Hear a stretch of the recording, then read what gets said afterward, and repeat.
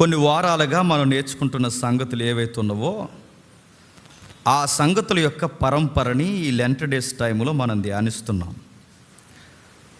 ఆలోచిస్తున్న ముఖ్యమైన సంగతుల్లో సిలువను గూర్చిన వార్త. ఈ సిలువను గూర్చిన వార్త మనం ఎన్నిసార్లు విన్నా అది మన కొత్తే. ఎన్నిసార్లు మనం ధ్యానించిన ఎన్నో నిగూఢమైన సత్యాలు అందులో దాక్కుని ఉన్నాయి. ఆ సంగతులు మనం ఆలోచించినప్పుడు మన మనస్సులు మరింత విశ్వాసం చేత నింపబడతాయి. అందులో మచ్చుకు ఒక రిఫరెన్స్ చూస్తూ మనం బయలుదేరదాం. ఎబ్రీయులకు రాసిన పత్రిక అపోస్తుడైన పౌలు, ఎబ్రీయులకు రాసిన పత్రిక 10వ అధ్యాయం. అపోస్తుడైన పౌలు ఎబ్రీయులకు రాసిన పత్రిక 10వ అధ్యాయం. అపోస్తుడైన పౌలు ఎబ్రీయులకు రాసిన పత్రిక 10వ అధ్యాయం మొదటి వచనం నుండి. ధర్మశాస్త్రము రాబోవుచున్న మేలులు ఛాయగలదే కానీ ఆ వస్తువుల నిజస్వరూపము ఆ యాజకులు ఏటేటే. ఈ వర్డ్ అంతా మీరు అలా జాగ్రత్తగా ఆలోచిస్తూ ఒక మాట ఉందో చూడండి. ధర్మశాస్త్రము రాబోతున్న మేలుల యొక్క ఛాయ అంటే పాత నిబంధన చదువుతున్నప్పుడల్లా ఎవరిని చూపిస్తుందట? పాత నిబంధన రాబోతున్న మేలు. ఆ మేలులు ఎవరంటే ప్రభు అయిన యేసుక్రీస్తు. అంటే అందులో వాడిన బలులు కానీ, బాగా వినాలి, కొంచెం కన్ఫ్యూజ్ అవుతారు, కొంచెం ఎదరికెళ్ళే కొద్ది విషయం అర్థమవుతుంది. అందులో వాడుతున్న బలులు కానీ, అందులో వాడిన రంగులు కానీ, అందులో వాడుతున్నట్టే ధర్మశాస్త్రంలో వాడుతున్న అనేకమైన ఆచార సాంప్రదాయ కర్మకాండలు, వీటన్నిటి గూర్చి మన ధర్మశాస్త్రం చదువుతున్నప్పుడు ఏంటి ఇవన్నీ ఇలా రాయబడ్డాయి అనుకుంటాం. కానీ దాని వెనకాల కొన్ని మేలులు ఉన్నాయంట. మీకు ఉదాహరణ చెప్తున్నా. ఒక ఆయన చాలా ఫన్నీగా చెప్పారు, భలే అనిపించింది నాకు. ఉదాహరణ ఏంటంటే, మీరు 6 బయట మీ ఇంటి దగ్గర కూర్చున్నారు. వినండి, మీరు 6 బయట ఇంటి దగ్గర కూర్చున్నప్పుడు సంధ్య వేళ అప్పుడప్పుడే సూర్యుడు దిగిపోతున్నాడు, మెల్లగా గాలేస్తుంది. అప్పుడే పక్షులు మీ ఈదుల్లో తిరుగుతున్న శబ్దాలు మీకు వినబడుతున్నాయి. మీరు కూర్చొని అలా ఈది చివరకు చూస్తున్నప్పుడు ఒక ఎర్ర కారు వస్తుంది. అప్పుడు మీకు ఏమనిపిస్తుంది? ఎర్రగా ఉందనిపిస్తుంది. ఏమనిపిస్తుంది? మళ్ళీ నేను అడుగుతున్నాను, చెప్పండి.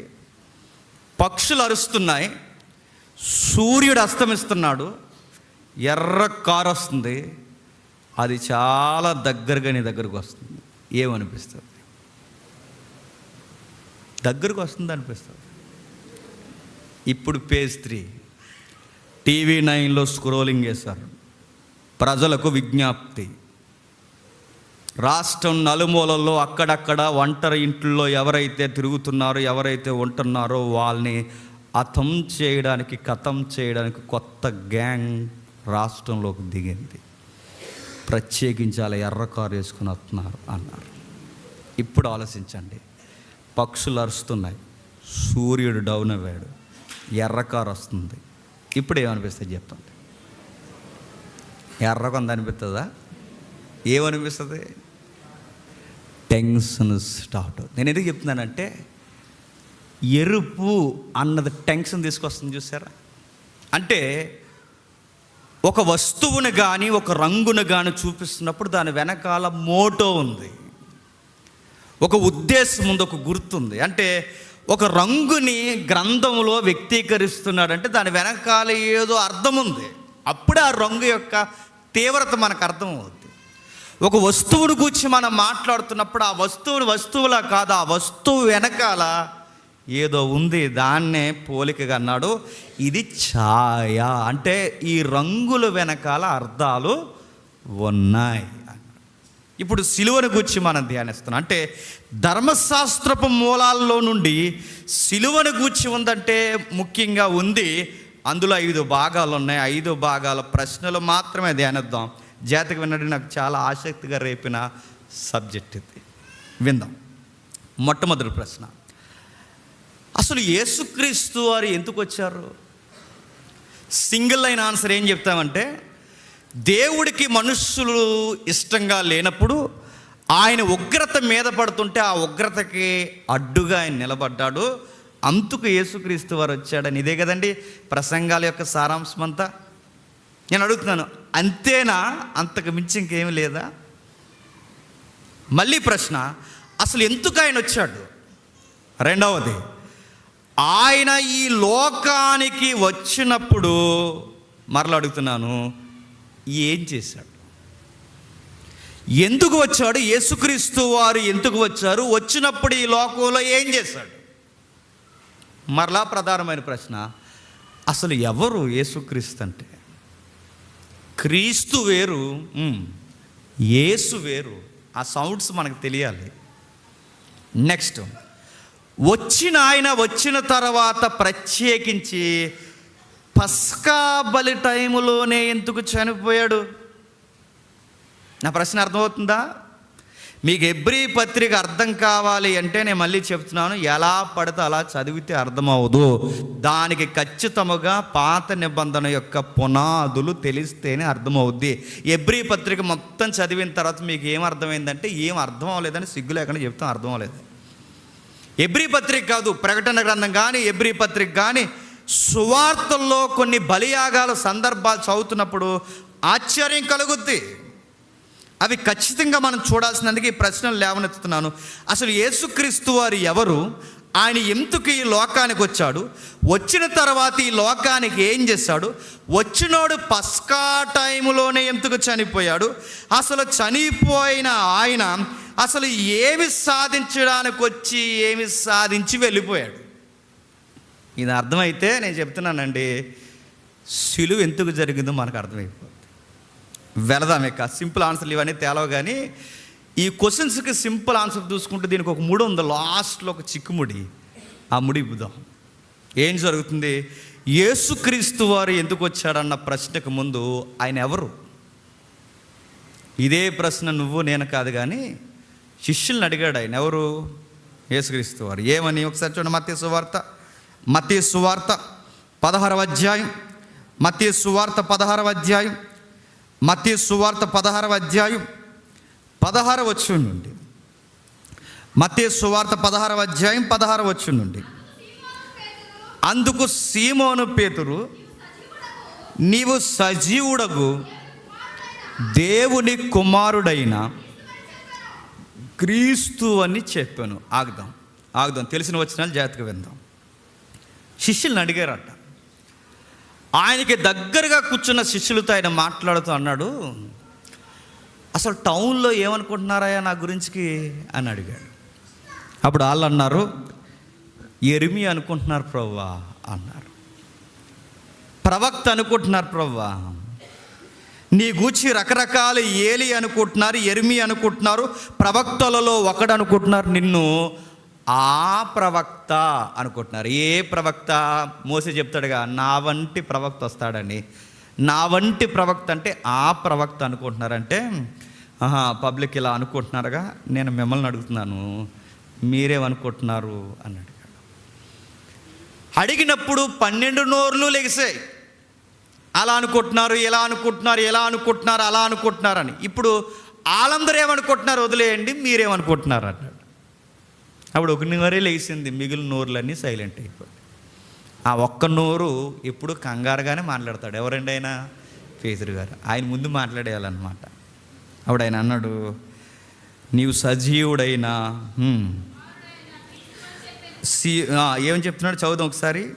నీవు సజీవుడగు దేవుని కుమారుడైన క్రీస్తు అని చెప్పాను. క్రీస్తు అని చెప్పాను. ఫుట్ నోట్, క్రీస్తు అని చెప్పాను. క్రీస్తు అంటే అభిషక్తుడు. అభిషక్తుడు అంటే క్రీస్తు అన్నారా సంపేహేనా చెప్పండి. క్రీస్తు అంటే అభిషక్తుడు. అభిషక్తుడు అంటే అనాయింటింగ్ అంటారంటే రాజుగా అభిషేకం జరిగిన వాడిని క్రీస్తు. దేవుని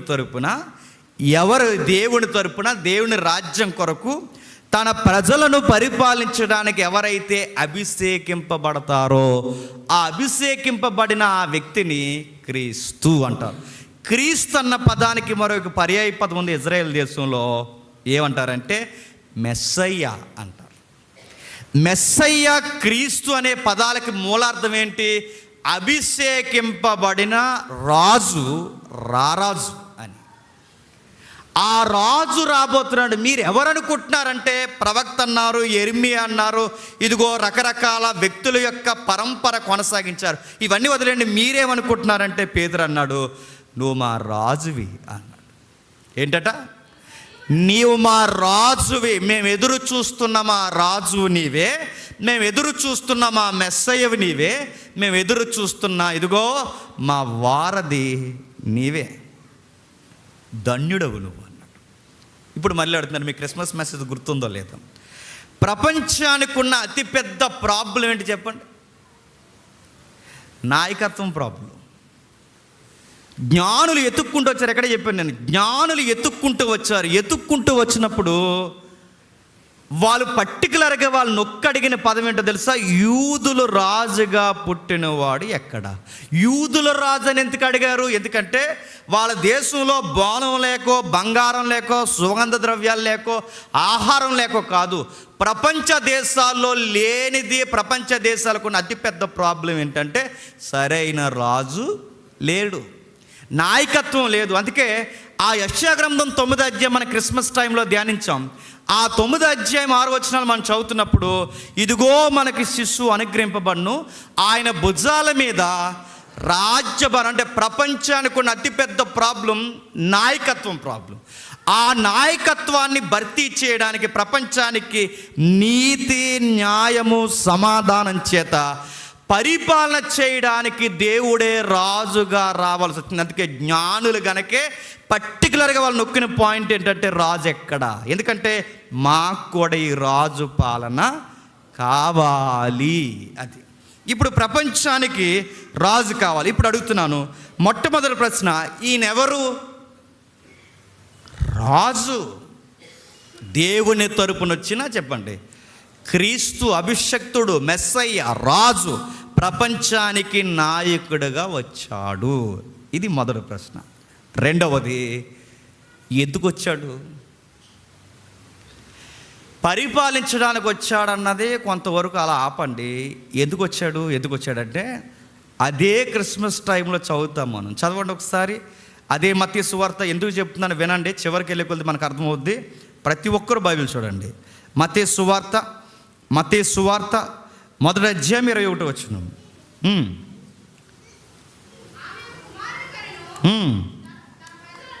తన ప్రజలను వారి పాపాల నుండి ఆయన రక్షించును గనక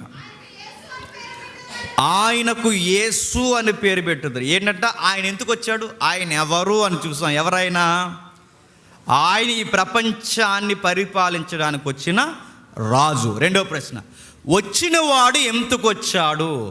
పాపాలు తీయడానికి వచ్చాడంట. ఏం తీయడానికి? తన ప్రజలు. ఎంత బాగుంది చూడండి ఆ మాట. మనము ఆయన ప్రజలు. మన ప్రజలు అంటే ఆయన ప్రజల యొక్క పాపాలు తీయడానికి వచ్చాడు. మూడవ ప్రశ్న, వచ్చిన వాడు ఏం చేశాడు?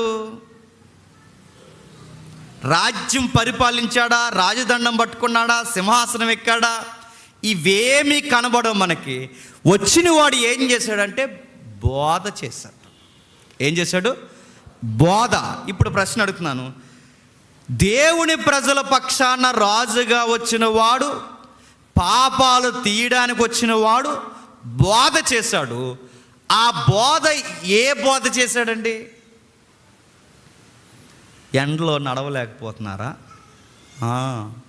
కారు కావాలా అన్నాడా? ఏమని బోధ చేశాడు చెప్పండి?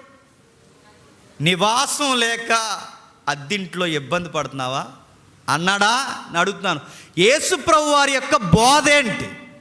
సింగిల్ అయిన ఆన్సర్ చెప్పండి. యేసుక్రీస్తు వారి యొక్క బోధ ఏంటి? ఇదిగో దేవుని రాజ్యము సమీపించుచున్నది. ఇప్పుడు నా మాటలు మీరు బాగా గమనించండి. అంటే ఆయన ఎవరు? రాజు. ఆయన ఎందుకు వచ్చాడు? పాపాలు తీయడానికి వచ్చాడు. వచ్చినవాడు పాపాలు తీయకుండా ఏం చేస్తున్నాడు?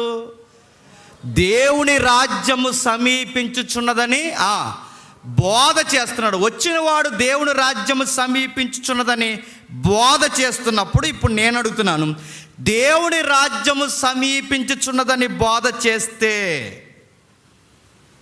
వచ్చిన వాడు బోధ చేస్తే బోధకి, రాజ్యానికి, మరలా ఆయన రాజరికానికి, పస్కాకి సంబంధం ఏంటండి అసలు? నా మాట మీకు అర్థమవుతుందో లేదా? రాజు పాపాలు తీస్తానన్నాడు. పాపాలు తీయకుండా రాజ్యం కొరకు మాట్లాడడం ఏంటి? దేవుని రాజ్యము సమీపించుచున్నది, మారు మనసు పొందాలంటే రాజ్యానికి నెక్స్ట్, పాపానికి నెక్స్ట్, పస్కాకి నెక్స్ట్, రాజరికానికి ఏదో ఇంటర్నల్ లింక్ ఏదో ఉందన్నమాట. ఇది దర్యాప్తు. నా మాట అర్థమవుతుందో లేదో మళ్ళీ నేను చెప్తాను. అంటే పస్కాకి, రాజ్యానికి, యేసుప్రభు యొక్క శిలువ యాగానికి ఏవో సంబంధాలు ఉన్నాయి. ఆ సంబంధాలు అర్థం చేసుకునే ప్రయత్నం మనం చేస్తేనే మనకి బైబిల్లో శిలువ అంటే ఏంటో స్పష్టంగా అర్థమవుతుంది. ఇక వెళదాం ఇంక మూలాలకి. ధర్మశాస్త్రం అన్నాగా చాలా కాంప్లికేటెడ్ సబ్జెక్ట్ అండి ఇది. ఇందాక తమ్ముడు చెప్తూ అందరికీ అర్థమవు కొన్ని మాటలు, నిజమే, కొన్ని మాటలు అందరికీ అర్థమవకపోయినా అర్థమైనట్టు పెడతారు. అది ఆశ్చర్యం. అది నాకు అర్థమవుద్ది.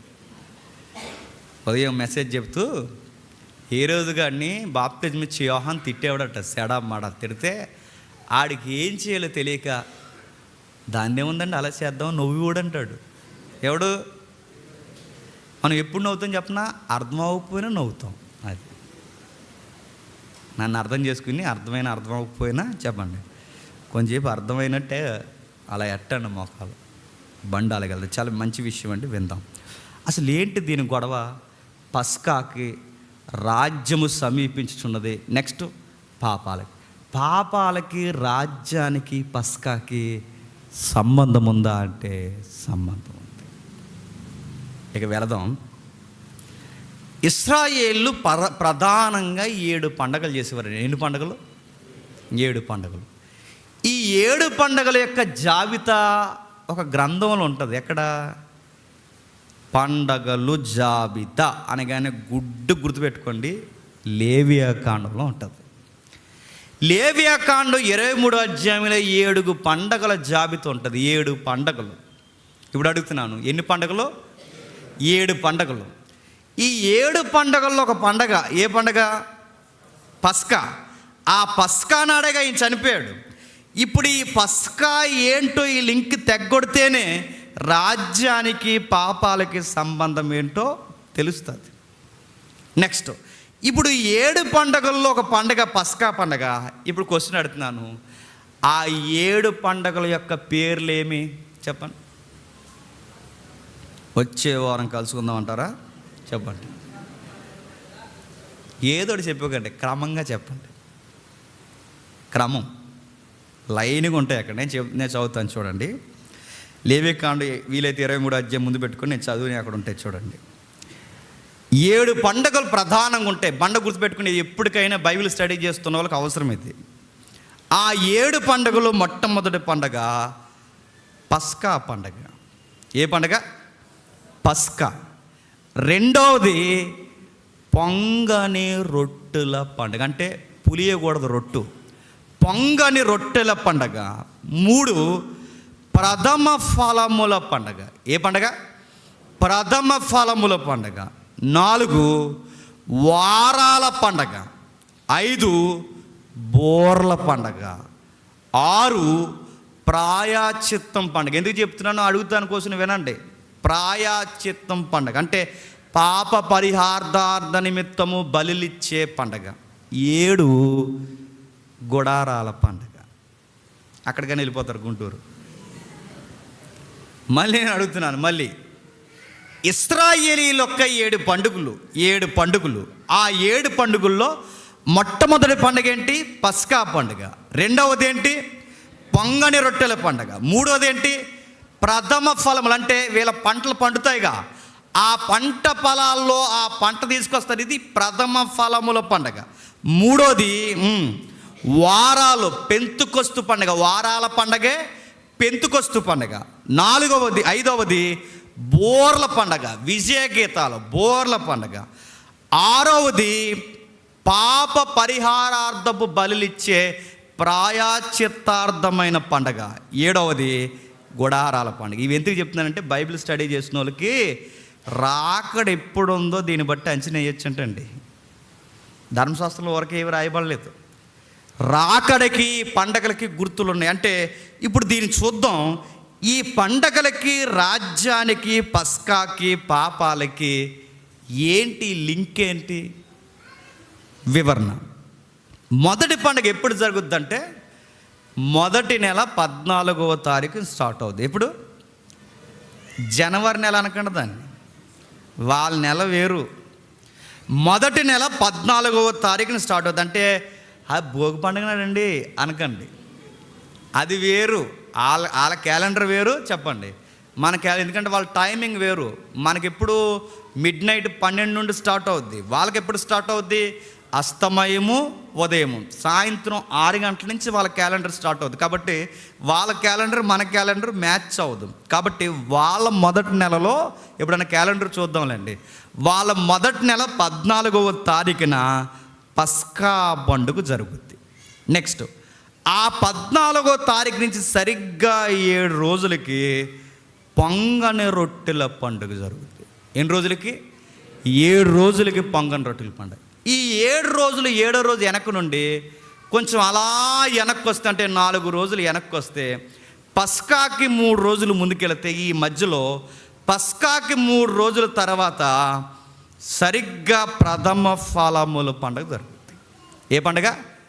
ప్రథమ ఫలముల పండుగ. అంటే ఈ రెండింటి మధ్యలో ఉంటుంది అన్నమాట. అంటే ఎందుకంటే మరి రొట్టెలు వండాలంటే ఏం వండాలి?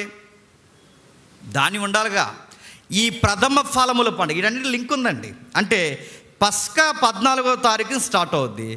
సరిగ్గా పస్కాకి 3 రోజులకి ప్రథమ ఫలముల పండుగ, సరిగ్గా 7వ రోజుకి పొంగని రొట్టెల పండుగ. అక్కడి నుండి ఆ పొంగని రొట్టెల పండుగ తర్వాత వారాల పండుగ స్టార్ట్ అవుతుంది. అదే పెంతుకొస్తు పండుగ స్టార్ట్ అవుతుంది. ఈ 7 పండుగలు మనం జాగ్రత్తగా చూడగలిగితే, ఈ 7 పండుగల విషయాలు మనం జాగ్రత్తగా వెళితే సుమారట 4 పండుగలు జరిగిపోయాయట. మీకు వెళ్ళే కొలది అర్థమవుద్ది. ఇంకా జరగాల్సినవి ఎన్ని ఉన్నాయంట? ఎన్ని? 3. 7 కదా. 4 పండుగలు మొదటి రాకల్లో జరిగిపోయాయి. ఇక జరగాల్సినవి ఇంకా 3 ఉన్నాయి. అదేంటో మీరు అంచనా వేస్తే రాకడ ఎక్కడుందో గుర్తుపట్టవచ్చు. నా మాటలు మీకు ఇంట్రెస్ట్గా ఉన్నాయా? నాకైతే రాత్రి నిద్ర రాలేదు, అందుకే వినండి.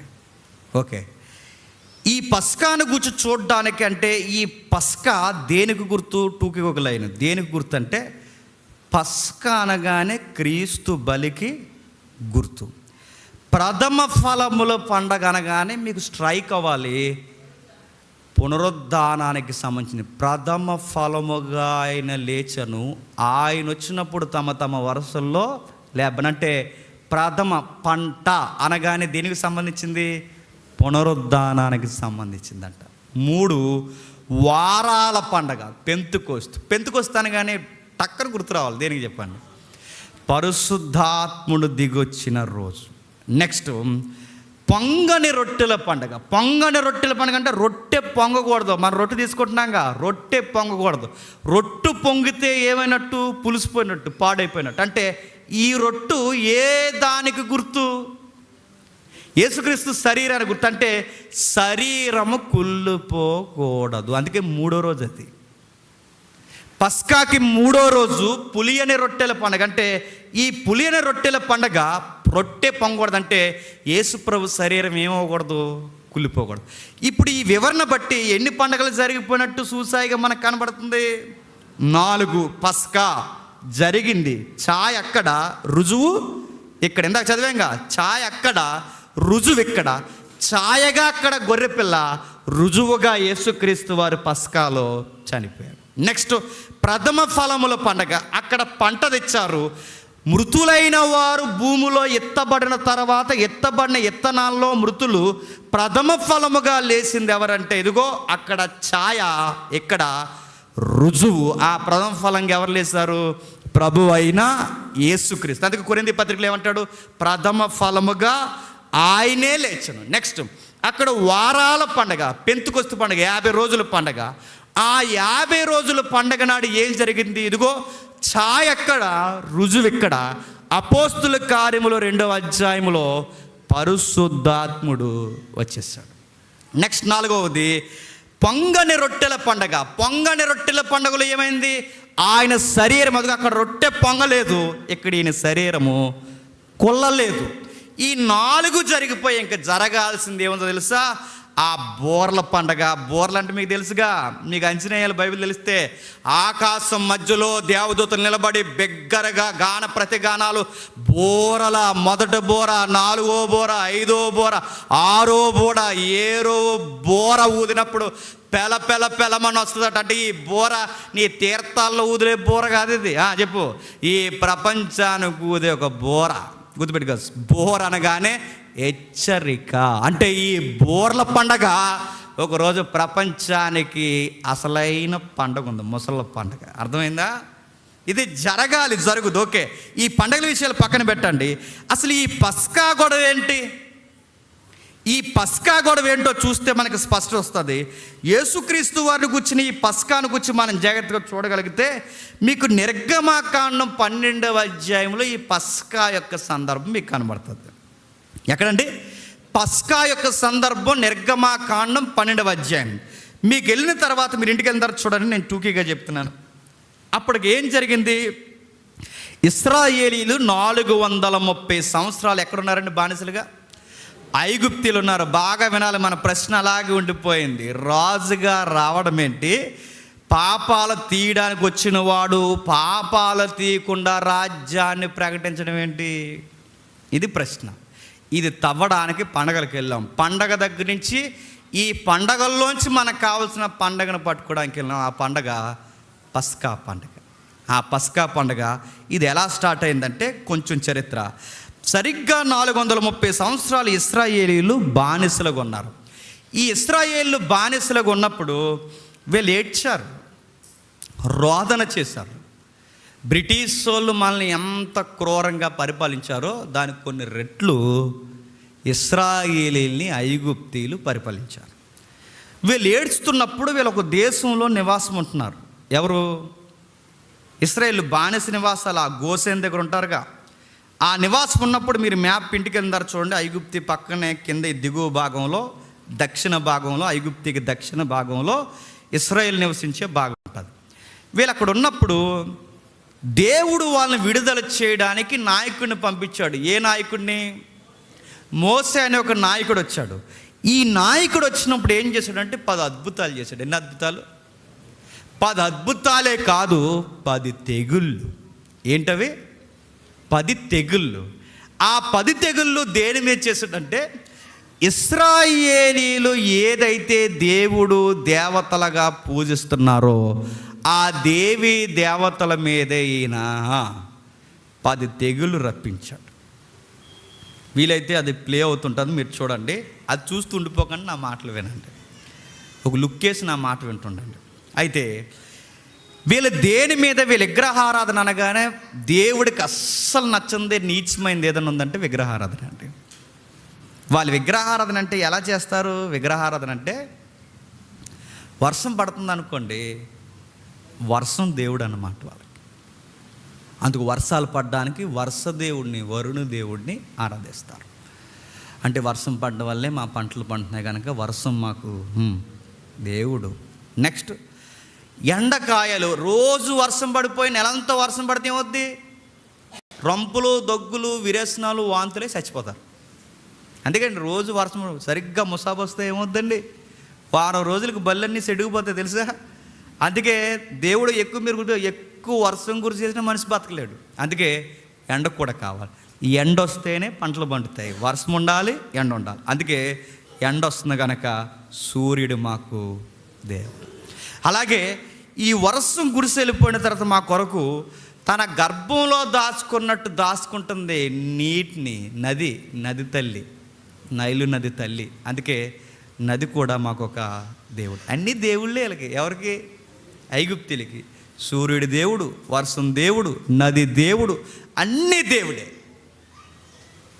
ఈ దేవుళ్ళన్నింటినీ పూజిస్తున్నారు. వాళ్ళకు కొన్ని ఆకారాలు పెట్టారులేండి. చివరికి కప్పల దేవుళ్ళు, ఈగల దేవుళ్ళు, నెక్స్ట్ చాలా రకరకాలండి. వాళ్ళ దేవుళ్ళు అన్నీ ఇన్ని కాదు, సృష్టికర్తను మరచి సృష్టిని పూజించడం స్టార్ట్ చేశారు.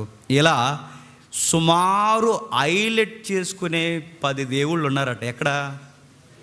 ఐగుప్తీయులు. 10వ దేవుడు, వండర్ఫుల్ దేవుడు ఎవడంటే ఫరోగాడే 10వ దేవుడు. గాడ్స్ అండ్ కింగ్స్ అని ఒక మూవీ ఉంటుందండి, మోసేది, లేటెస్ట్గా వచ్చింది. వీళ్ళైతే ఇంటికి వెళ్ళి చూడండి, భలే తీశారు అది, గాడ్స్ అండ్ కింగ్స్ అని. ఐగుప్తిలో 10వ దేవుడు అంటే ఇశ్రాయేలుకైనా ఐగుప్తీలకైనా 10వ దేవుడు రాజే దేవుడు. మీకు సింక్ అవ్వాలి, రాజుగా ఎందుకు వచ్చాడు? రాజే దేవుడు వాళ్ళకి. అందుకే ఈ రాజు అంటే 9 తెగుళ్ళు నది మీదకి, ఆకాశం మీద, ఏవైతే వీళ్ళు పూజిస్తున్నారో పంటల మీదకి, అన్నిటి మీదకి 10 తెగుళ్ళు వచ్చాయి. 10వ తెగులు ఎవరి మీదకి వచ్చింది? కళ్ళ ముందున్న దేవుడి మీదకి వచ్చింది. ఎవరు ఆ దేవుడు? ఫరోగాడు. వాళ్ళ కుటుంబం మీదకి వచ్చింది. తొలి సంతానాన్ని తీసేస్తాను అన్నట్టు. అలా ఎవరిని తీసేస్తా ప్రభు అంటే, ఐగుప్తిలో ఎవడున్నాడో వాళ్ళందరినీ తీసేస్తాను. ఐగుప్తిలో ఎవరున్నారు? ఇశ్రాయేలు కూడా ఉన్నారు. మరి ఇశ్రాయేలు కూడా తీసేస్తామంటే, ఇశ్రాయేలు అంత పుణ్యాత్ములు ఏమీ కాదు. ఇశ్రాయేలు దేవుని మెప్పించేంత జనాంగం ఏమీ కాదు. అంత మెప్పించే జనాంగం అయితే 430 సంవత్సరాల బానిసలుగా ఉండరు. వీళ్ళ బానిసలుగా ఉండడానికి కారణం వీళ్ళ మాట వినలేదు గనక ఉన్నారు. అంటే ఈ క్యాండిడేట్స్ కూడా అంత మంచి క్యాండిడేట్స్ ఏమీ కాదు. అందుకే వీళ్ళ మంచివారు కాదు గనకే అసలు ఉగ్రత వీళ్ళ మీద కూడా వస్తుంది. వీళ్ళు యెహోవా పేరు ఒక్కటే పెట్టుకున్నారు, కానీ ఐగుప్తీయులు పొరుగు దేశస్తులు వేసిన యాసాలన్నీ వీళ్ళు కూడా వేశారు. ఎవరు? ఇశ్రాయేలు. అందుకే బానిసలుగా అయ్యారు. అంటే ఇప్పుడు ఈ ఉగ్రత వీళ్ళకు కూడా వస్తుంది, అంటే వీళ్ళకు కూడా వస్తుంది. కానీ మీ పితరులకు మాట ఇచ్చాను. ఎవరు మీ పితరులు? అబ్రహాము, ఇస్సాకు, యాకోబు. నీ పితరులకు మాట ఇచ్చాను కనుక ఆ మాట ప్రకారం మిమ్మల్ని నేను ఏమీ చేయకూడదు అనుకుంటున్నాను. కాబట్టి నేను మిమ్మల్ని ఏమీ చేయకూడదు. మీ సంతతి వీళ్ళతో పాటు చనిపోకుండా ఉండాలి అంటే ఈ రాత్రి ఈ దేశం మీదకి రాబోతున్నాను. మరణదూత రాబోతుంది, తొలి సంతానాన్ని చంపబోతుంది. ఆ ఉగ్రత, మరణదూత మీ మీదకి, మీ ఇంటి మీదకి రాకూడదంటే మీరు ఒక గొర్రె పిల్లను బలేయండి. ఆ గొర్రె పిల్లను బలేసిన తర్వాత ఆ రక్తాన్ని అడ్డు కమ్మికి, నిలువు కమ్మికి పుయ్యండి. మరణదూత ఐగుప్తి ఈదుల్లో తిరుగుతూ వెళుతున్నప్పుడు, ఆ ఐగుప్తి ఈదుల్లో తిరుగుతూ వెళుతున్న ఏ ద్వారబంధం మీద, ఏ గుమ్మాల మీద అడ్డు కమ్మికి, నిలువు కమ్మికి రక్తం పూయబడి ఉంటుందో ఆ ఇంటి మీదకి మరణదూత రాదు. అందులో తొలి సంతానానికి ఏమీ జరగదు. ఇది గుర్తు. ఆ గుర్తే పస్కా. అర్థమైందా? పస్కా బలి అంటే పస్కా బలి. అది నాకు అది చదివినప్పుడు నాకు మెరుపులాగా అనిపించింది. చెప్పిన ఏంటి, మరణం కూడా ఒక దూత. మీకు అర్థమైందో లేదో? మనం చచ్చిపోతే దేవదూతలే కదా, అంతకుముందు దూత వస్తుందండి మన దగ్గరికి. దాని పేరే సాగుదూత. ఏ దూత? ఏటీడు ఎలాగైపోయాడంటే దూత వచ్చింది దాని దగ్గరికి. చచ్చిపోవడానికి దూత అంటే ఈ మెడికల్ టెంపర్లు అంటారండి. ఇదిగో ఒక కణం ఉంది, దాని పేరు మైక్రోకాండ్రియా క్రోమోజోమ్ సి అంటారు. ఎవరైనా చదువుకో, ఈ మెడికల్లో ఉన్న వాళ్ళని అడగండి. ఆ మైక్రోకాండ్రియా క్రోమోజోమ్ సి ఉంటుందట. ఆ కణం ఏం చేస్తుంది? అన్నిటికీ అది హెడ్ మాస్టర్లో పనిచేస్తుందట. అదేమంటుంది? ఎంట్రుకలుగా ఉండు, కళ్ళుగా ఉండని చెప్పదు, కానీ అర్థమయ్యేలా చెప్తున్నాను. అంటే దానికి గైడెన్స్ అనమాట. కళ్ళు ఎక్కడ ఉండాలి, ముక్కు ఎక్కడ ఉండాలి, నోరు ఎక్కడ ఉండాలి, అన్నీ అదే చెప్తుందట. సరిగ్గా నడి వయసు దాటే సమయానికి మళ్ళీ అదే చంపుకుంటూ వచ్చేస్తుంటుందట. అంటే ఎంటుక మొలిపించిన ఇదే ఎంటుకని చంపేస్తుంది, కళ్ళు చూపించిన ఇదే కళ్ళు చంపేస్తుంది, ఇలా చంపేస్తుంది. ఎంటుక ఎలా చంపేసావంటే అది చెప్తుందేమో వాయిస్ ఎత్తే దూత వచ్చిందని.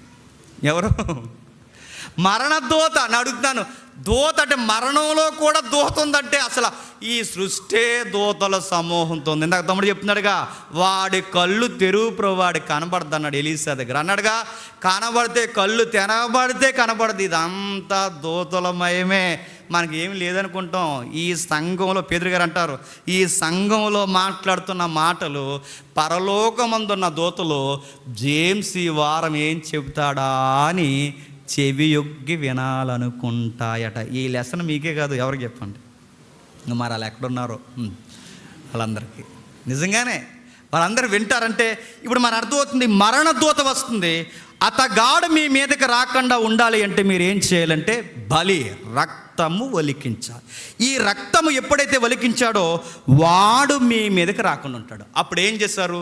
పస్కా జరిగింది. ఇంకా చిట్ట చివరి తెగులు రాజు మీదకి వచ్చింది, ఆడేగా 10వ తెగులు. ఆ రాజు మీదకి వచ్చినప్పుడు తొలి సంతానం చనిపోకుండా మీరు కదిలిపోవాలి. First warning, second warning, third warning, చాలా వార్నింగ్లు ఇచ్చాడు, మాటలు లేదు. ఇక చిట్ట చివరి వార్నింగ్, నీ కొడుకులు సింహాసనమే చచ్చిపోతారు. ఆ వార్నింగ్ ఎప్పుడైతే ఇచ్చారో చనిపోయారు. అరే అసలు ఏంట్రా మీ ప్రాబ్లం అంటే అప్పుడు అన్నారు, మా దేవుడిని మేము పూజించడానికి వెళ్ళాలి. వెళ్ళిపోండి రాజు, మీకు నమస్కారం అన్నాడు. ఎవరు? ఫరో. అర్జెంటుగా మీరు వెళ్ళిపోండి అంటే, వెళ్ళిపోవడం అంటే వెళ్ళిపోవడం కాదు, ఇంకా మేము చాలా దూరం వెళ్ళాలి, మేము వెళ్ళిపోతామన్నారు.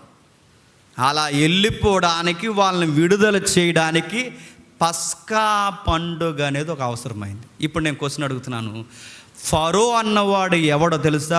బలవంతుడైన దుష్టుడైన ఒక రాజు. ఫరో అనేవాడు ఎవడంటే వాడు పాపానికి ప్రతీకగా నిలబడిన క్రూరమైన ప్రభుత్వానికి ఒక గుర్తు.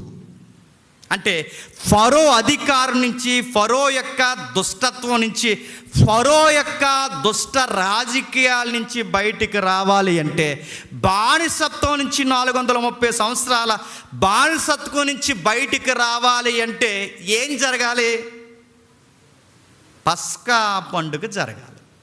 నా క్వశ్చన్ అర్థమవుతుందా? అంటే ఒక దుష్ట ప్రభుత్వం నుంచి బయటికి రావాలి అంటే పస్కా పండుగ జరగాలి. అప్పుడు ఆ ప్రభుత్వం కింద నుంచి స్వేచ్ఛ వస్తుందట.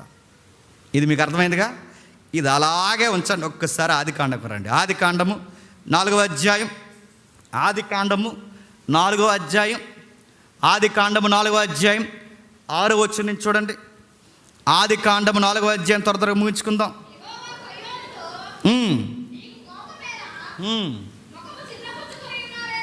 నీకు కోపమేలా? నీవు ముఖము చిన్నబుచ్చుకొని ఉన్నావేమి? నీవు సత్క్రియ చేసిన ఎడల తలెత్తుకొనవా?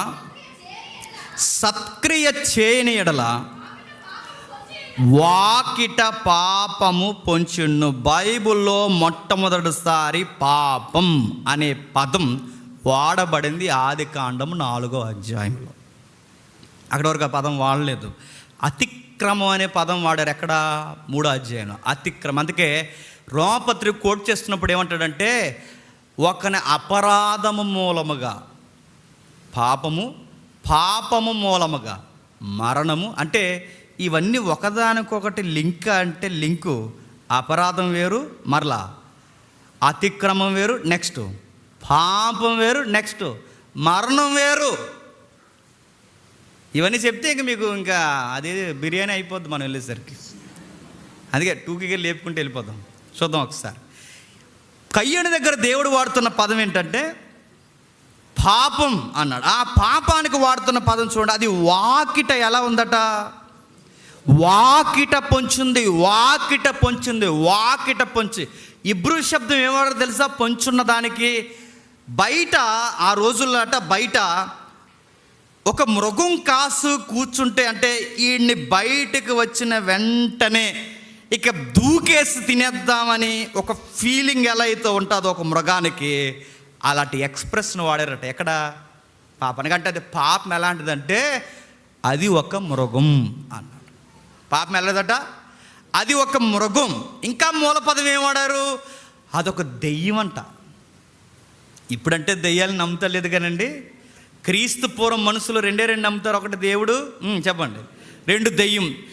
రాత్రులు ఈదుల్లో మనుషుల్ని తినేయడానికి, పట్టేయడానికి తిరుగుతున్న దయ్యానికి ఆ రోజుల్లో వాడే పదం ఏదైతే ఉందో ఆ పదాన్ని పాపం దగ్గర వాడారట. అంటే పాపం ఒక రాక్షసి, పాపము ఒక దుష్టుడు, పాపము ఒక మృగము, పాపము అది భయంకరంగా మనుషుల్ని పట్టేయాలనుకుంటుంది. కయ్యని కొడుతా అన్నాడు.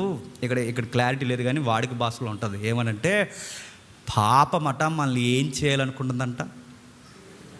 ఏలాలనుకుంటుందంట. బాగా వినాలి. ఇంకా మనము చివరికి వచ్చాం. పాపం మనల్ని ఏలాలి అనుకుంటుంది. ఇది మనల్ని ఏలాలని మెంటల్గా ప్రిపేర్ అయిపోయిందంటే ఎస్, దానికి ఉండే నేచర్ ఏంటంటే మనుషులను తన అండర్లో పెట్టుకోవాలనుకుంటుందట. ఎవరిని పెట్టుకుంటుంది ఏంటి అంటే, కుటుంబంలో ఎవడైతే వీక్గా ఉంటాడో అని పట్టుకుంటుందట. మొట్టమొదట వీళ్ళ పాపం చేశారండి, తర్వాత వీళ్ళకి దయ వచ్చింది, వీళ్ళకి కృప వచ్చింది. ఈ దయలో కృపలో బతుకుతున్నప్పుడు ఏదోలా దేవునితో కనెక్ట్ అయ్యాడు ఏబేలు. ఈ కనెక్ట్ అయిన వారిలో అవ్వమ్మ బాగానే ఉంది, ఆదాము బాగానే ఉన్నాడు, కానీ ఒకడు వీక్గా ఉన్నాడు. ఎవరు? కయ్యని గారు. మీకు ఒక ఉదాహరణ చెప్పిన, ఒక ఫిలాసఫర్ అంటాడు, చైన్ తెలుసు కదండి, చైన్. ఈ చైన్ స్ట్రాంగ్గా ఉంది అనడానికి దేని బట్టి చెప్తారట? ఇప్పుడు ఒక చైన్ ఉందండి, ఇది స్ట్రాంగ్గా ఉందని ఎలా చెప్పగలం? దానికి లూజుగా ఉండే ఒక లింక్ ఉంటుంది చూసారు, ఒక లింకు. ఆ లింక్ని బట్టి దాని బలం ఎంత చెప్పొచ్చట.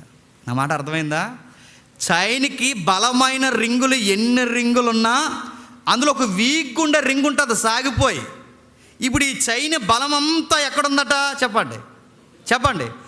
ఆ లూజ్ అయిపోయిన రింగ్, అది ఎంత పెద్ద చైన్ అయినా, అది ఎంత స్ట్రాంగ్గా తయారు చేసింది అయినా, లూజ్ అయిపోయిన రింగ్ ఉంది చూసారా, ఆ రింగ్ మీద దాని బలం అంత ఉంది. అలాగే ఫ్యామిలీ ఎంత స్ట్రాంగ్ ఉన్నాయి, ఎవడో ఒక లూజ్ కూడా ఉంటాడు, ఆడి చాలు మొత్తం తెగిపోవడానికి.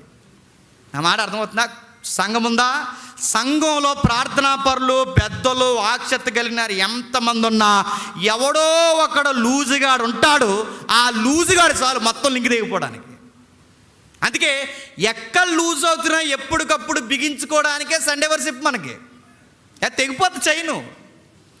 సహవాసం అందుకే, ఎవడు లూజుగా ఉన్నాడు, ఎవడు సాగిపోతున్నాడు, ఈ లింకులు మనం చూసుకోవాలి. ఎందుకంటే నేను ప్రార్థన చేసుకుంటున్నా, నేను బైబిల్ చదువుకుంటున్నా అంటే ఇది మనతోనే కాదు, మనందరితో ఉంది. ఈడు ఎవడు ఏది చేసిన అందరికీ ఎఫెక్ట్ అవుద్ది. ప్రపంచం అనే కుటుంబంలో ఒక్క రింగు లూజ్ అయింది, ఆదాము, మొత్తం సైన్ లూజ్ అయిపోయింది. తర్వాత కయ్యేని కూడా దొరికించాడు. అంటే ఈ పాపం ఎక్కడ ఏ రింగు లూజుగా ఉందో చెప్పండి, ఆ రింగును పట్టుకుని పరిపాలించాలనుకుంటుందట. ఆ రింగులో దొరికేసింది ఎవడండి? కయ్యని గారు. వీడు ఎంత లూజ్ అయిపోవడానికి కారణం ఏంటి? వీడి జలసి. వీడికి ఎవరికి? సాతాను గాడికి. వీడికి ముఖం చిన్నపోతుందంటే, ఎవరికి ముఖం ఎందుకు చిన్నపోతుందంటే ఆడు నచ్చేసాడు దేవుడికి అన్నాడు. ఇటు ఇలా కూడా ఉంటారు మనుషులు, అంటే ఉంటారండి. బట్టలు వేసుకుంటే వాళ్ళ ముఖం మారిపోతుంటుంది, మంచిగా వస్తువులు ఏమైనా పెట్టుకుంటే వాళ్ళ ముఖం మారిపోతుంటుంది. మనం ఏదన్నా సరదాగా అలా నలుగురితో మన కుటుంబం నవ్వుతూ ఉంటే వీళ్ళ మొఖం ఇదే మొఖం. అంటే ఈ లక్షణాలన్నీ ఎవడియో తెలుసా? కయ్యేని గాడివి. ఈ లక్షణాలు ఉన్నవారు ఎవరికి దొరికేస్తారు చెప్పనా? సాతాను గాడికి. వీళ్ళు దొరికితే మాకేట అనుకోకండి, ఈ లింక్ చాలు, ఈ లింక్ మనం మొత్తం తప్పిపడడానికి. నా మాట అర్థమవుతుందా? మొఖాలు చిన్నపోతాయి, కొంచెం బట్టలు వేసుకుంటే నచ్చదు వీళ్ళకి, మంచుకుంటే నచ్చదు వీళ్ళకి, నడిస్తే నచ్చదు వీళ్ళకి, రంగులు నచ్చదు, ఏమీ నచ్చవు. ఇది ముఖం చిన్నపోతుంటుందట. అంటే ఎదుటోడు చూసి ఎవడైతే వారవలేడో వాడెవరికి దొరుకుతాడు చెప్పండి? ఎవడు దొరుకుతాడు? సాతాను కాదు, చెప్పండి. పాపానికి. పాపం బాగా వినాలి, పాపము సాతానుగాడికి బలం ఏంటంటే, సాతానుగాడి కన్నా బలం ఏంటో చెప్పనా? పాపమే. గుర్తుపెట్టుకోండి. మరణం ఒక దోత ఎలా ఉందో, నా మాట వినండి, పాపము కూడా ఒక వ్యక్తిత్వాన్ని వివరించినట్టు వివరిస్తున్నాడు. దీని ఎక్స్ప్రెస్ని ఎక్కడ బాగా ఇచ్చాడంటే, మనకు రోమపత్రికలు ఇచ్చాడండి. ఆ పదాలు ఎంత బాగా వాడాడు చూడండి. ఎన్నిసార్లు చదివినా అక్కడ కొన్ని పదాలు ఉన్నాయి, ఆ పదాలు చదువుతుంటే భయం వేస్తుంది. చూడండి ఒకసారి.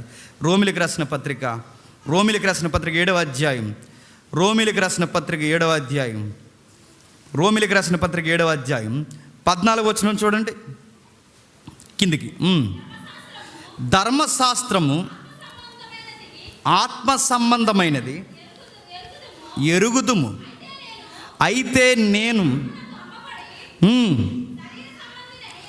చూడండి ఇక్కడ 2 ప్రభుత్వాలు కనబడతాయి చూడండి. ఒకటి దేవుని ప్రభుత్వము, 2 చెప్పండి పాపము యొక్క ప్రభుత్వం. దాని ఎక్స్ప్రెషన్ ఇస్తున్నాడు చూడండి. ధర్మశాస్త్రం ఆత్మ సంబంధమైనదని ఎరుగుదుము, అయితే నేను పాపమునకు అమ్మబడి శరీర సంబంధమై ఉన్నాను దేనికి అమ్మేశారట? ఇప్పుడు మీకు అర్థం అవ్వాలి పస్కా, ఇప్పుడు మీకు అర్థం అవ్వాలి ఈజిప్ట్, ఇప్పుడు మీకు అర్థం అవ్వాలి పస్కా బలి ఎందుకు జరిగిందో. నా మాట మీకు అర్థమవుతున్నది అంటే ఐగుప్తిలో ఫరోకి ఎలాగైతే అమ్మబడ్డారో, నా మాట మీకు అర్థమవుతుందో లేదో, ఐగుప్తిలో ఫరోకి ప్రజలు ఎలాగైతే దాసులుగా అమ్మబడ్డారో ఎగ్జాక్ట్ ఫరోగాడి హృదయంలో ఉన్న పాపం అనే దానికి కూడా మనుషులు అమ్మబడ్డారు. అర్థమవుతుందా? అంటే అక్కడ సూసాయిగా మనకు కనబడుతుంది, ఫరోగాడు పరిపాలిస్తున్నట్టు కనబడుతుంది, కానీ ఫరోగాడిలో ఒక ప్రభుత్వం ఉంది, అది పాపం. అది ప్రతి ఒక్కరిని కొంటుందట. పౌలు అంటున్నాడు, నేను పాపానికి అమ్మబడ్డాను, వాడు నన్ను కొనేశాడు, వాడు నన్ను కొన్నాడు, నన్ను శరీర సంబంధంగా చేశాడు. అనగా నేను చేయనది నేను ఎరుగను, నేను నిశ్చయించినది చేయక దేశించినదే చేస్తున్న. అలా ఎలా చేస్తారు? అలా ఎలా చేస్తారంటే అది చేయిస్తుంది. ఏది? అలాగా వాళ్ళని చూసి మనం అలా అనుకోకూడదు అనుకుంటాం, కానీ అనుకుంటాం. నా మాట మీకు అర్థమైందా? నేను చాలాసార్లు చెప్పాను, ఒకసారి వినండి. డాక్టర్ గారు అన్నారట, స్పీడ్ తినకు, షుగర్ ఎక్కువైపోయిందంట. ఆడు నిజానికి స్పీడ్లు తిన అలవాట్లేదంట, తినొద్దు అన్నాడు అన్నందుకు ఎక్కువైపోయిందంట తినాలని. మనకి ఏదైతే వద్దనుకుంటామో ఖచ్చితంగా లోపల ఒక ప్రభుత్వం ఉందట, అది పాపము. అది మృగములాగా భూతములాగా పొంచి కూర్చొని ఎవరు లూజుగా ఉన్నారా వాళ్ళు మింగేయడానికి సిద్ధమైపోద్దట, ఖచ్చితంగా చేయిస్తుందట. అది లోపల కూర్చుని నేను చేయకూడదు అనుకుంటూనే చేస్తాను, ఇచ్చించినది నేను చేసిన యెడల ధర్మశాస్త్రము శ్రేష్టమైనదని ఒప్పుకొనుచున్నాను, కావున ఇక దాన్ని చేయనది నా యందు నివసించు పాపమే, నేను కాదు. ఇంకా కిందకి అంటున్నాడు చూడండి, నా యందు అనగా నా శరీరమందు మంచి ఏది నివసింపుతాను ఎరుగుదును, మేలైనది చేయవలన నా కోరిక కలుగుచున్నది కానీ నాకు చేయుట కలగట్లేదు. నేను చేయగోరు మేలు చేయక కీడే చేయుచున్నాం, నేను కోరన దాన్ని చేసిన యెడల దాన్ని చేయనది నా యందు నివసించు పాపమే కానీ ఇక నేను కాదు. కాబట్టి మేలు చేయగోరు నాకు కీడు చేయను ఒక నియమము నాకు కనబడుతున్నది. దీని మూలాలు ఏమన్నా చెప్పినా, నియమము అన్న దగ్గర లా, ఫోర్స్, గవర్నమెంట్ అన్నారు. దాన్ని ఏముందట? లా, ఫోర్స్ అంటే ఒక శక్తి ఏదో పనిచేస్తుందట, ఒక ధర్మము అంటే దేవునికి విరుద్ధంగా ఏదో పనిచేస్తుందట, అది గవర్నమెంట్లా పనిచేస్తుందట. చివరి పదం వాడతాడు, అది చెరలో పట్టుకుందంటే అరెస్ట్ చేస్తుందంట. యజ్జేమంతా అదే వాడుతున్నాడండి. అంటే ఇప్పుడు ఇవన్నీ మనకు చదువుతుంటే ఏమర్థం అవుతుంది అంటే పాపము బానిసలుగా మనుషులను చెరపట్టింది.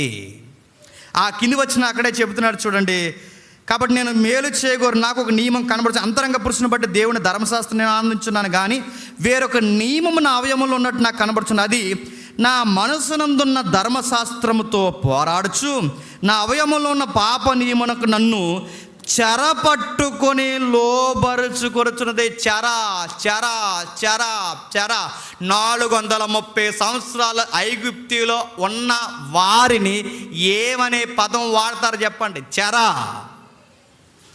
ఐగుప్తీలు 430 సంవత్సరాలు చెరగపోయారు.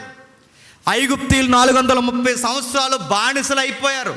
ఐగుప్తీలు 430 సంవత్సరాలు దుష్టిని పరిపాలన కింద ఉన్నారు. ఐగుప్తీలు 430 సంవత్సరాలు ఇష్టము లేని పని చేశారు బలవంతంగా. ఐగుప్తీలు ఇశ్రాయేలు 430 సంవత్సరాలు చివరికి చావు దెబ్బలు తిన్నారు. వాళ్ళకి ఇష్టం లేని బతికారు. ఇప్పుడు ఈ దుష్ట పరిపాలన నుంచి వీళ్ళు బయటికి రావాలి అంటే ఒక పండగ జరగాల. పండగ పేరు ఏం పండగ చెప్పండి? పస్కా జరగాలి. ఇప్పుడు అది చూచాయా? ఇప్పుడు ఒరిజినల్లో ఇప్పుడు ఎవరు? ఇప్పుడు ఫరో లేడు, ఫరోలో ఉన్నది బయట ఉంది, అదే పాపం. అన్నమాట అర్థమవుతుందా? ఇప్పుడు ఫరో లేడు, ఫరోకి ఎవడైతే ఫరోగాన్ని పట్టుకుందో, అందరిని పట్టుకుందో, కయ్యేని పట్టుకుందో, అందరినీ పట్టుకుని అదే ప్రభుత్వమై పరిపాలిస్తుంది. అది పౌలుని పట్టింది, నిన్ను పట్టింది, నన్ను పట్టింది, అపోస్తులను పట్టింది, అందరినీ పట్టుకుని లోపరుచుకుని ఒక ఫోర్స్లా, ఒక గవర్నమెంట్లా, ఒక ప్రభుత్వం పనిచేస్తున్నట్టు అది పనిచేస్తుంది కనుక దాని నుంచి బయటికి రావాలి. ఇప్పుడు ఫరో నుంచి బయటికి రావడానికి చూచాయిగా పస్కా పసుగు చనిపోవడం ఎంత అవసరతో, ఇప్పుడు ఈ దుష్ట ప్రభుత్వం నుంచి బయటికి రావాలి అంటే అదే పస్కా నాడు నిజమైన పస్కా బలి చెప్పండి జరగాలి. ఆ పస్కా బలి ప్రభు అయిన యేసుక్రీస్తు. అందుకే చూడండి, ఆయన ఏమని పోల్చారు తెలుసా?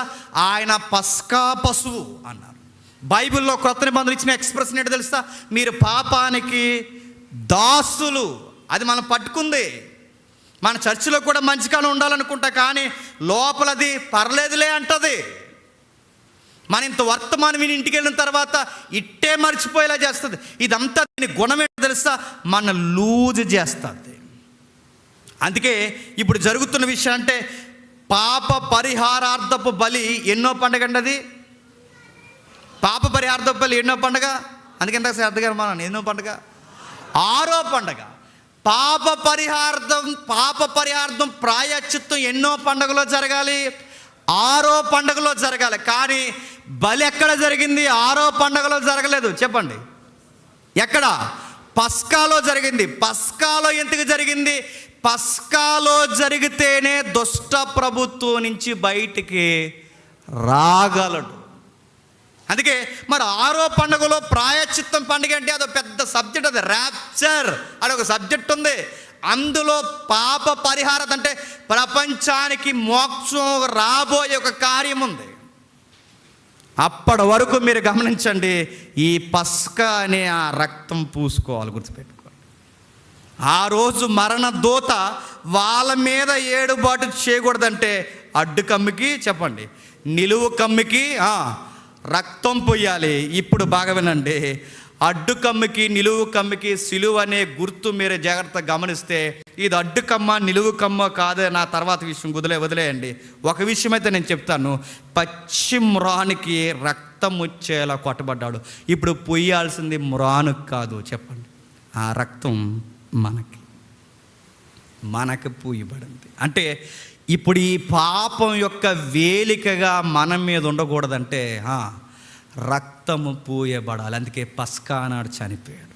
ఈయనెవరు? రాజు. ఎందుకు రాజుకు వచ్చాడు? అసలు రాజుగా నేనుండాలి, ఈ ప్రపంచానికి రాజుగా పాపం పరిపాలిస్తుంది.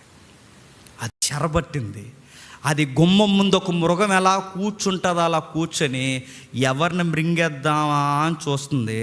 కయ్యేనిగాడి దగ్గర నుంచి అందరినీ మింగేసింది. ఇప్పుడు ఈ ప్రభుత్వం నుంచి బయటికి రావాలంటే ఆయన రాజుగా రావాలి. వచ్చిన వాడు ఏమని చెప్పాలి? దేవుని రాజ్యం. అంటే మీరు ఉండాల్సింది ఈ పాపం ప్రభుత్వం కింద కాదు, మీరు ఉండాల్సిన దేవుని ప్రభుత్వంలోకి రావాలి. ఆ దేవుని ప్రభుత్వం మీరు ఉండాల్సింది ఐగుప్తి ప్రభుత్వం కింద కాదు, మీరు వాగ్దాన భూభాగంలోకి రావాలి. ఇప్పుడు మన క్రొత్త నిబంధన, మీరు ఉండాల్సింది పాపం ప్రభుత్వం కింద కాదు, మీరు నిత్యత్వం అనే రాజ్యంలోనికి రావాలి. ఇది జరగాలంటే ఈ ప్రభుత్వం నుంచి ప్రభుత్వం నుంచి బయటికి రావాలంటే పస్కా జరగాలి. పాపం అనే ఈ ప్రభుత్వం నుంచి ఈ ఫోర్స్ నుంచి బయటికి రావాలంటే సరిగ్గా పస్కా నాడే ఆయన చెప్పండి చనిపోవాలి. అందుకే ప్రభు అయిన యేసుక్రీస్తు వారు చనిపోతే ఆయన చనిపోయిన రోజు వాడబడిన పదం ఏంటో చెప్పిన సమాప్తమైంది అన్నాడు. పస్కా నాడే చనిపోవాలని మెంటల్గా ప్రిపేర్ అయ్యాడు ఆయన. అందుకే పౌలు ఆ ఎక్స్ప్రెస్ని ఇచ్చాడు చూడండి ఒకసారి. కొరింథీయులకు రాసిన 2వ పత్రిక ముగించేసుకుందాం. కొరింథీయులకు రాసిన 2వ పత్రిక 5వ అధ్యాయం. కొరింథీయులకు రాసిన 2వ పత్రిక 5వ అధ్యాయం 15వ వచనం. కొరింథీయులకు రాసిన 2వ పత్రిక 5వ అధ్యాయం. జీవించు వారిక మీదట తమ కొరకు కాక తమ నిమిత్తము మృతి పొంది తిరిగి లేచిన వారి నిమిత్తం జీవించుటకు ఆయన అందరి కొరకు మృతి పొందెను. కయ్యేనిగాడు దొరికేయడానికి కారణం ఏంటండి చెప్పండి? ఆడి కోసం జీవించాలనుకున్నాడు, అందుకే దొరికేశాడు. నేను, నా వ్యవహారం, నేను బాగుండాలి, నేనే నచ్చాలి, ఇంకా ప్రపంచంలో ఎవడో బాగోకూడదు అనుకున్నాడు. ఎవరు? అందుకే వాడు దొరికేశాడు. కానీ యేసుక్రీస్తునందు రక్షింపబడిన వాళ్ళు ఏమనుకుంటారట? మన కోసం మనం జీవించకూడదు, మనం ప్రభువు కోసం జీవించాలని మారతారట. అందుకే ప్రభువులోకి వచ్చిన తర్వాత మీరు గమనించండి, అప్పటి వరకు మన థాట్స్ ఒకలా ఉంటాయి. ప్రభువులోకి వచ్చిన తర్వాత అందరూ బాగుండాలన్న థాట్స్ మనకు స్టార్ట్ అవుతాయి. కయ్యేనిగడి బుద్ధి ఇంకా మనకు ఉందండానికి గుర్తు ఏంటో చెప్పండి. నీకు ఎవరిని చూసినా ముఖం మారిపోతుందంటే చెప్పండి. నీకు ఎవరు బట్టలు వేసుకున్నా అసలు నీ బట్టలే బాగుండాలి, ఇంకెవరి బట్టలు బాగుండకూడదు, నువ్వే బాగుండాలి. ఇలా నీ ముఖం ప్రతిదానికి మారిపోతుందంటే నువ్వు ఎవడు బతుకున్నాడు తెలుసా నీలో? ఇలా ఎవడైతే ఈ లక్షణాలు కలిగి ఉంటాడో వాడు ఖచ్చితంగా పాపం అనే మృగానికి దొరుకుతాడు.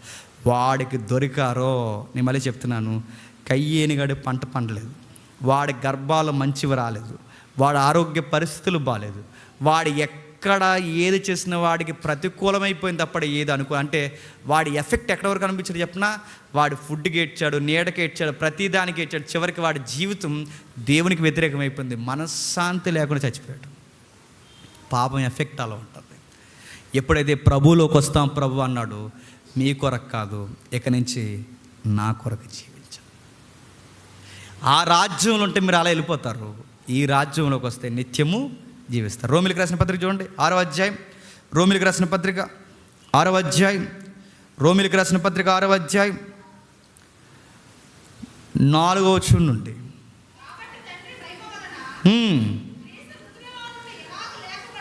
క్రీస్తు మృతుల్లో నుండి ఎలాగో లేపబడెనో అలాగే మనము నూతన జీవము పొందిన వారమై నడుచుకున్నట్లు మనము బాప్తిస్మము వలన మరణములో పాలు పొందుటకై ఆయనతో కూడా పాతి పెట్టబడది. ఇదే మన పస్కాలో మనకు జరుగుతున్న మార్పులు.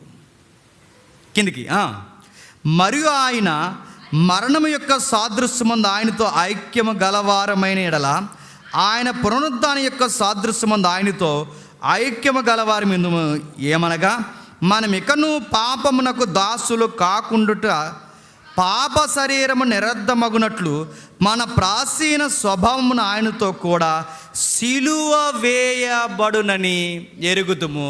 ఇప్పుడు మనం ఎవరో తెలుసా? నిజమైన పస్కా అనే చెప్పండి ఆచరిస్తున్నవారు. ఇప్పుడు చెప్పండి, 7 పండుగలు ఎన్ని పండుగలు జరిగిపోయినాయండి? ఇంక జరగాల్సిన ఎన్ని ఉన్నాయండి?